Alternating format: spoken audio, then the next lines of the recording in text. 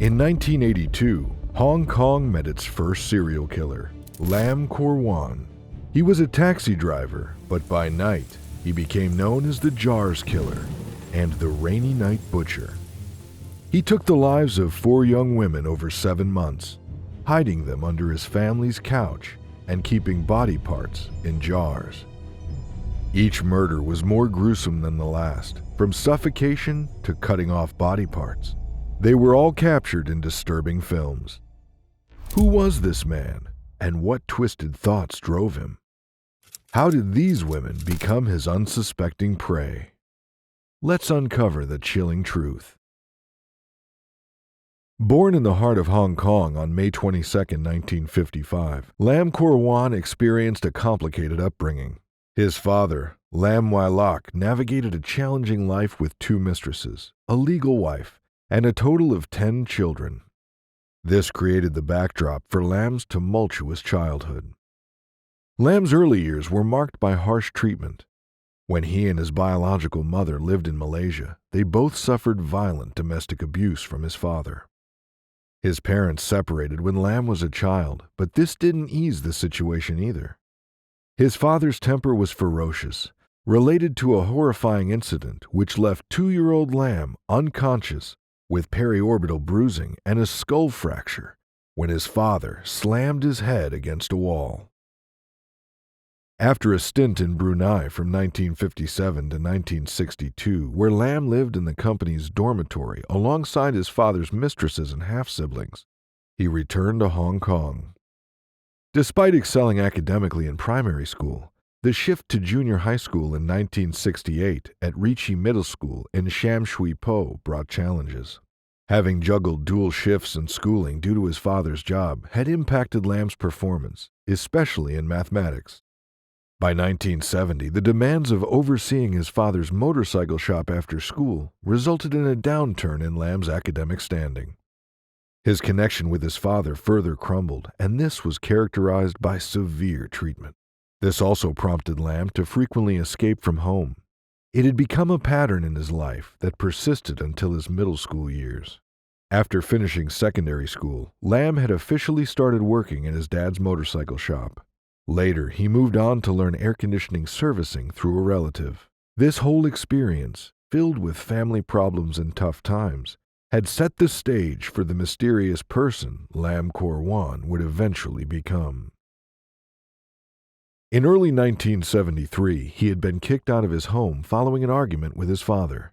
Near a public toilet on Hock Yuen Street in Hung Hom, he used a knife to coerce a woman into the restroom, where he inappropriately touched her lower body. This incident led to his arrest. Upon examination, a doctor diagnosed Lam with mental issues, deeming him unfit for trial or imprisonment. Consequently, he was sentenced to treatment at King Shan Mental Hospital. After 102 days of treatment, he was discharged from the hospital and opted to change his name to Lam Jiao Kon.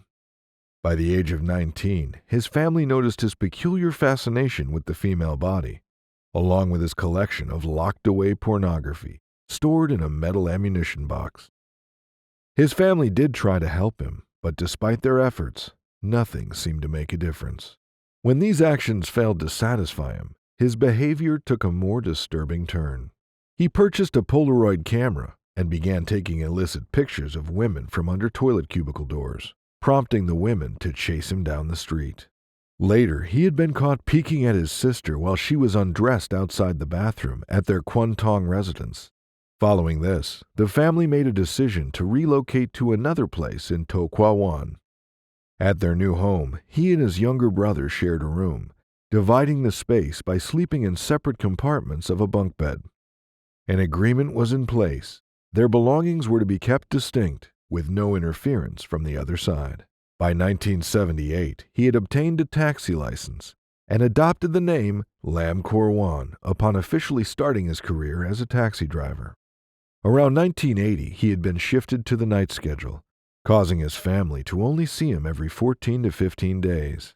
Then, in 1981, a sudden interest in photography sparked within him, prompting him to delve into the study of this art form.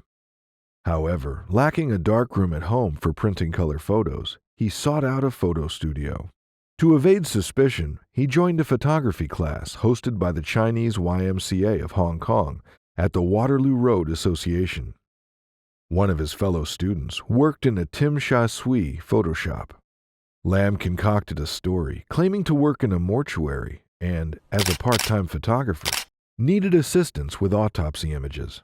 Remarkably, his story was accepted, and the fellow student developed Lam's photos to avoid causing alarm among colleagues. After a year of working as a night taxi driver, his mother noticed a drastic change in his behavior. He started neglecting personal hygiene, refusing to change clothes or shower. His demeanor became forlorn, and his mother even witnessed him wandering home like a sleepwalker in the dead of night.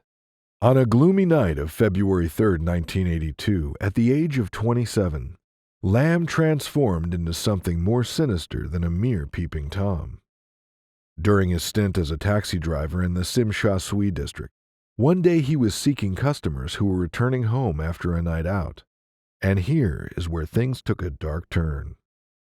At around 4 a.m., a visibly intoxicated woman named Chan Feng Lan came out from a restaurant, and she desperately needed a ride. Looking at the state she was in, many taxi drivers turned her down. Despite seeing this, Lam, seemingly unaffected, welcomed her into his taxi and agreed to take her home. Midway through the journey, the drunk woman requested a stop, and as Lam braked near a gas station, she opened the door to vomit. After this unsettling episode, she asked Lam to go back in the opposite direction, unsure of her location. Lam later confessed that he had hesitated to kill her initially, repulsed by her vomiting. But something within him snapped, and he decided he had had enough. He entered a garage, still in the Tsim Sha Tsui district, walked around to the passenger door, and used an electric cable to strangle the young woman. At 5 a.m., the time he normally finished his work, he drove to his house and parked as usual in front of the building. The street was deserted, so he hid the corpse in a large bag and carried it across the pavement into his apartment building. The night watchman slept on a cot in the entrance hall and did not wake up when Lam passed. He entered the apartment as silently as possible and hid the body under the sofa. For several hours, Lam pretended to be asleep in his bed, waiting for his family to leave after breakfast. Once his parents and brother left the apartment, he woke up and started to get his room ready. Lam took 500 yuan from the victim's wallet and used that to buy a power saw from the street. He covered the floor with plastic to make sure that even the baseboards were well protected. He laid the body of the innocent woman on the plastic and started to dismember it. He was very careful to not leave any trace of blood behind. But that was an impossible task, and some of it splashed on the walls. Hours passed as he was still dismembering the body of the victim, during which he took photographs and videos of the whole process, after which he named the videotape Serious Secret. He cut her body into 7 pieces, wrapped the head, limbs, and torso with paper, and sealed it in a plastic bag. The most disturbing part was that he put the private parts into a Tupperware container with rice wine for preservation. He methodically cleaned the crime scene, rolled up the plastic sheet, and scrubbed the floor and walls, leaving no trace of the horror that had unfolded. Making several trips to transport the body parts to his taxi, he remained unnoticed by passers-by. Satisfied that he had erased any evidence of the disturbing act, he drove to the New Territories. He was determined to find a secluded place to dump the body, and stopped when he found a deserted spot on the banks of the Xingmen River near Shaten. Making sure no one saw him, he took the packages out of his trunk, one after the other, and threw them into the river. The muddy waters carried the bundles to the sea. The limbs were washed down by the heavy rain and floated from Lucky Plaza to the Bel Air Gardens area. More than a week after the heinous act, Lam had heard a chilling revelation on the radio. A limb had been discovered on the bank of the Xingmen River. Subsequent days brought the unsettling discoveries of more body parts, leaving the police to reconstruct the tragic puzzle. Investigators used tidal patterns to estimate the approximate time the body was disposed into the river. Notably, one of the arms bore a rare tattoo, a heart with a knife through it, an unusual marking for women at the time. This is what led them to identifying the victim. It was 21-year-old Chan Fung Lan. Despite launching a public appeal for witnesses, the police faced unfortunate challenges. The taxi driver didn't come forward, and Chan Fung Lan's friends hadn't noticed the license plate. It took more than a week for Lam to hear about the discovery of the body parts. The police had identified the body as that of Chan Fung Lan, a mother of two and a nightclub hostess in Sim Sha Sui. The grim details revealed Chan's night out with her sister and friends, her taxi rides home, and the tragic fate she met at the hands of Lam Kor-wan. Lam Kor-wan's first murder had been opportunistic, but the next one was meticulously planned. He, being a perfectionist, was resolute in being better prepared. He aimed for surgical precision, hence he opted for professional equipment instead of a power saw. He had extensively studied knives, blades, and scissors, and ultimately purchasing specialized surgical instruments along with several bottles of formaldehyde. Formaldehyde was a strong-smelling, colorless chemical used for preserving and disinfecting. On May 29, 1982, 3 days after purchasing his equipment, Lam had claimed another victim. His second target, also a bar worker, fell prey to him. This time he calmly chose Chan Wan-kit and strangled her with an electrical cable before taking her home. As before, he waited in bed for his family to leave work and then commenced the gruesome task of dismembering the body. Lam had spent days contemplating his actions and meticulously prepared the room according to his plan. He had placed a large tray under the body to prevent blood from staining the floor, and then he had retrieved his video camera. Upon later inspection of the video, investigators discovered that he had placed the tray under the family's parakeet cage. While carefully cutting up the body, Lam showed great skill. When he finished chopping it into pieces, Lam took pictures of the body parts once again. As he thought a lot about a safe place to get rid of the body, he finally found the perfect spot after many nighttime trips. This time, he put the body parts in a big plastic bag and placed it in his taxi's trunk. Early in the morning, he drove through the tunnel to Hong Kong Island. The chosen place, Tai Hang Road, a densely wooded residential area, was a 20-minute drive east of the city center. After he parked in a hidden part of the street, he started having trouble carrying the heavy bag out of the trunk. He carried it a short way up to the railing and threw the body over it, while he watched it roll down the slope into a muddy ravine.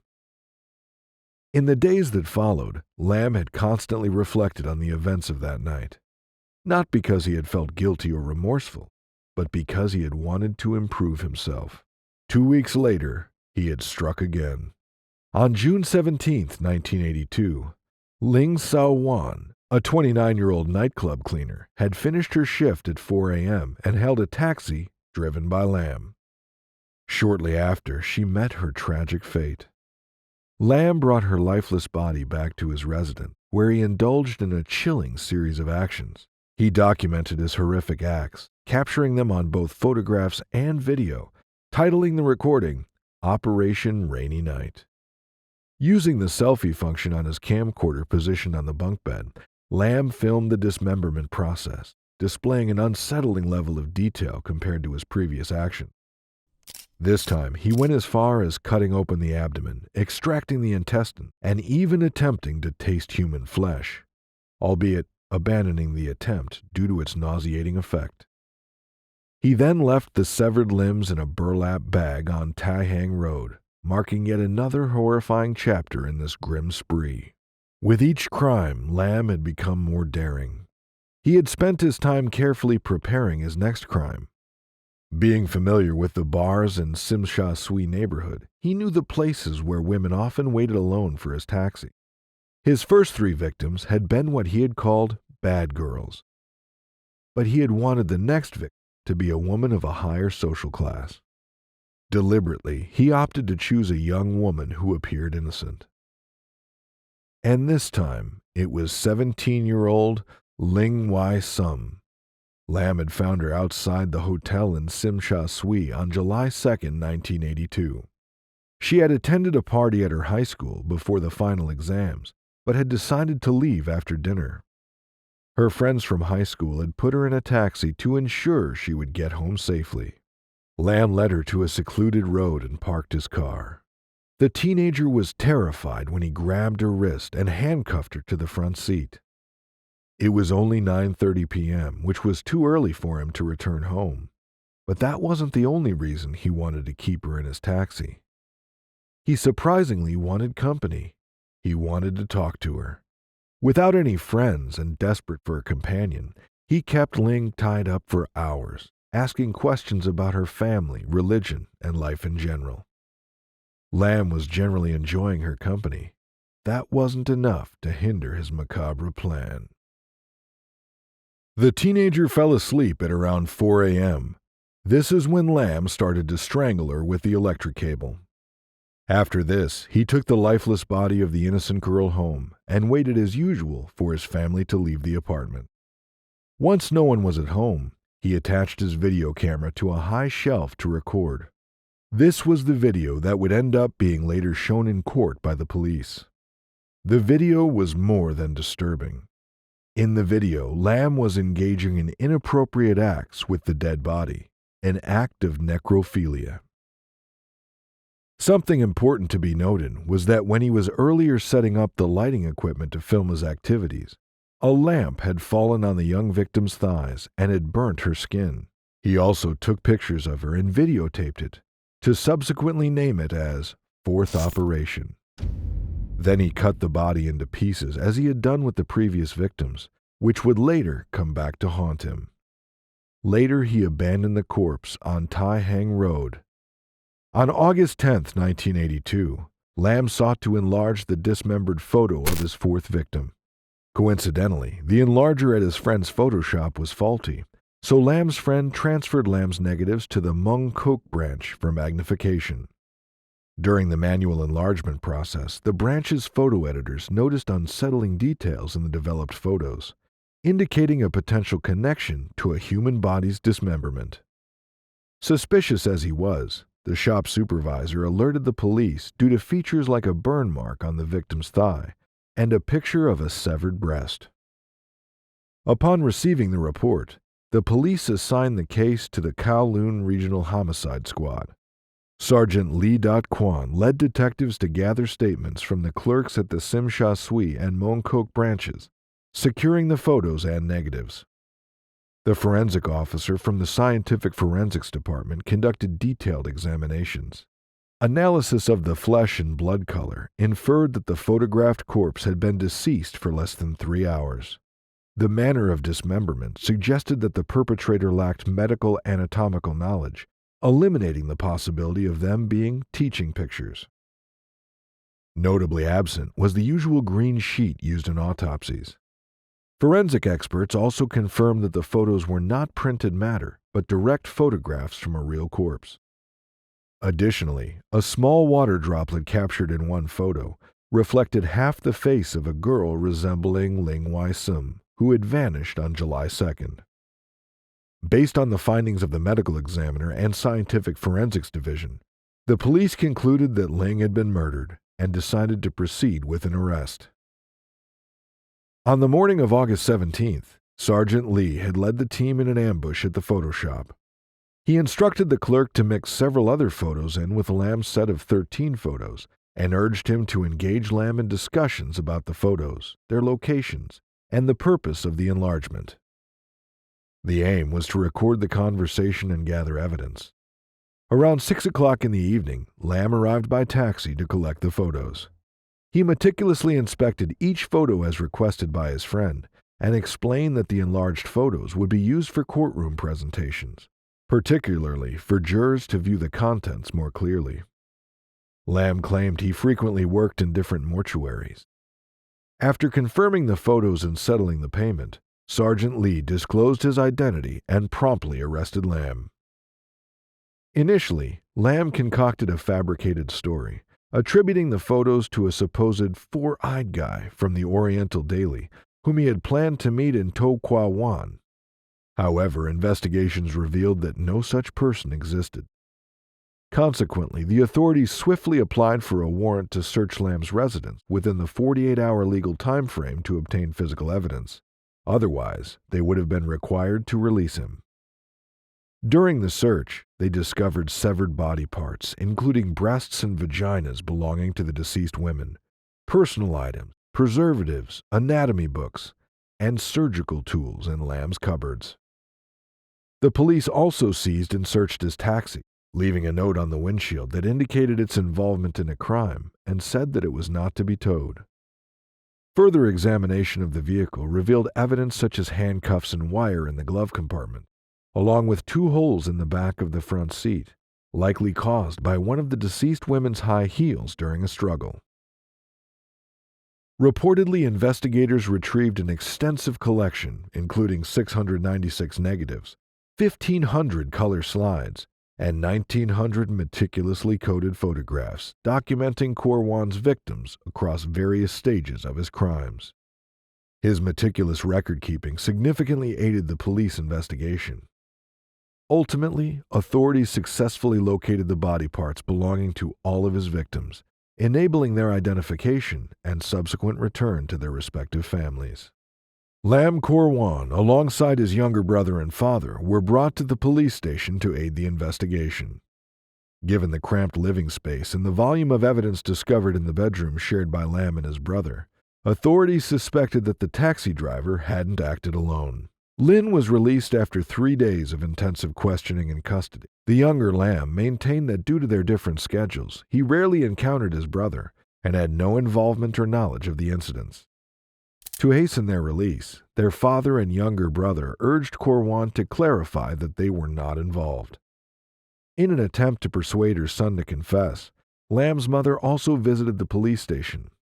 Kor-wan cooperated with authorities in locating the victims' body parts. However, despite their cooperation, the police still believed that the younger Lam might have been implicated. Consequently, both brothers were charged with 4 counts of murder and presented at Sanpo Kong Magistrates' Courts. They were later transferred to the Su Lam Psychiatric Center for assessment. Supporting the younger brother's consistent denial of involvement, he was eventually released due to insufficient evidence after the 6th hearing. Meanwhile, a medical evaluation confirmed that Kor-wan was of sound mind, exhibiting a remarkably high IQ, reportedly over 130, and was deemed fit to stand trial. With prima facie evidence established, the case was referred to the Supreme Court for trial. The trial started on March 3, 1983, and many people gathered outside the court to see how Lam would behave. 7 men were picked for the jury because it was considered that the more than 1,000 pieces of evidence to be presented in the case were too gruesome for women. Authorities stated the case's details were too distressing for women. Hence, 7 male jurors were carefully selected to ensure a fair trial. To prevent shock, only the lawyers, judges, and jurors were allowed to view Lam's videotapes. Additionally, the victim's organs were kept out of the courtroom. Throughout the trial, the prosecution presented police officers, Photoshop staff, forensic and scientific experts, and even Lam's family as witnesses. Realizing the weight of the evidence against him, Lam sought a deal, admitting to manslaughter in exchange for a reduced sentence. However, this plea was rejected. The judge directed the jury not to debate Lam's guilt, but to decide between murder or manslaughter charges. The trial delved into debates over Lam's mental state, involving testimonies from 5 psychiatrists. 3 suggested an obsession with women, while 2 questioned his self-control. After 18 days, on April 8th of the same year, the judge instructed the jury to deliver a verdict based on whether they believed Lam had control over his actions during the crimes.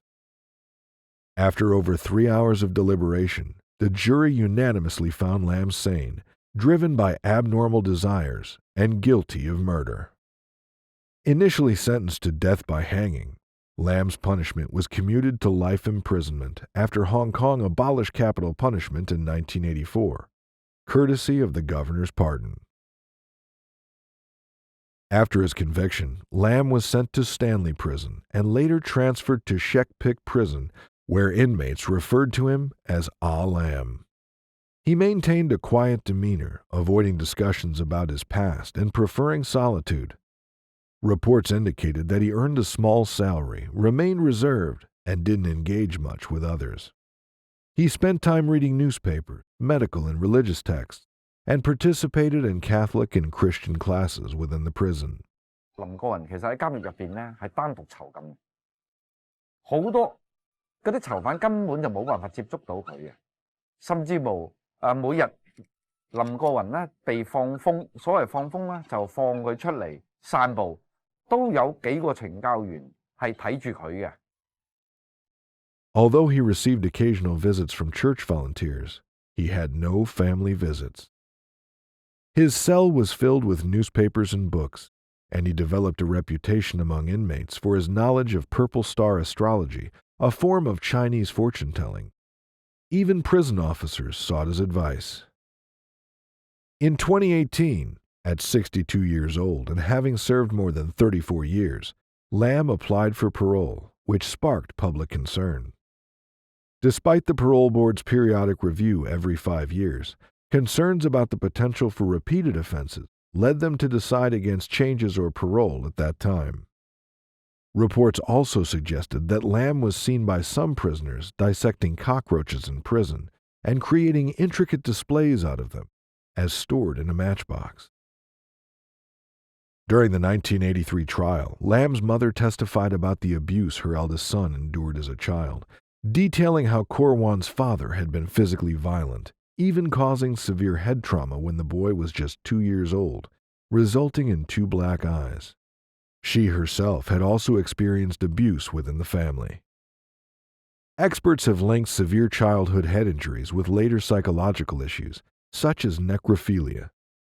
It was reported that Lam mentioned to a psychiatrist that he believed he received instructions from God to commit the killings. Throughout the investigation, Lam's actions remained shrouded in mystery.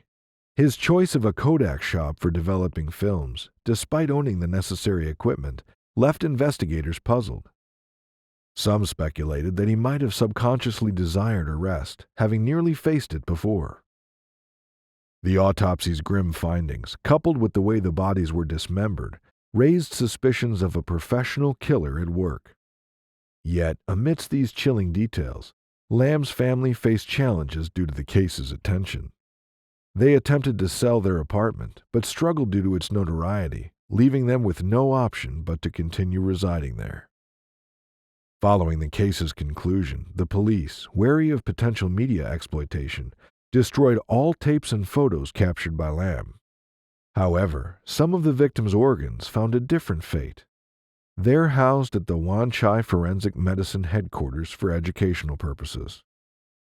On November 16, 1986, Lam's father sought a form of redemption for his son's sins by dedicating a memorial tablet at Yuanjin College, a somber acknowledgement of the lives lost to his son's malevolence. As our journey through Lam Kor-wan's haunting saga draws to a close, it's crucial to honor the memory of these 4 innocent women whose lives were tragically taken. Lam Kor-wan's tale is a haunting reminder of the complexities within the human mind and the tragic consequences they can lead to. Such stories serve as a stark call for deeper understanding, awareness, and a spotlight on mental health. Lam Kor-wan, now 68, serves a life sentence in the maximum security Shek-Pik prison on Lantu Island for the grisly murders that shook Hong Kong in the early 1980s. His name was etched into history as the city's first serial killer. His reign of terror finally halted on that fateful day of his arrest, August 17, 1982, when he was just 27. His disturbing post-crime rituals, hiding victims beneath the family couch, preserving body parts in jars, earned him chilling names as the Jars Murderer and the Rainy Night Butcher. Such disturbing actions paint a chilling portrait of a disturbed mind. For more intriguing mysteries and thought-provoking cases, subscribe to Mysterious Hook and hit the bell icon to stay updated with our latest investigations. Remember, behind every mystery lies a story waiting to be unveiled.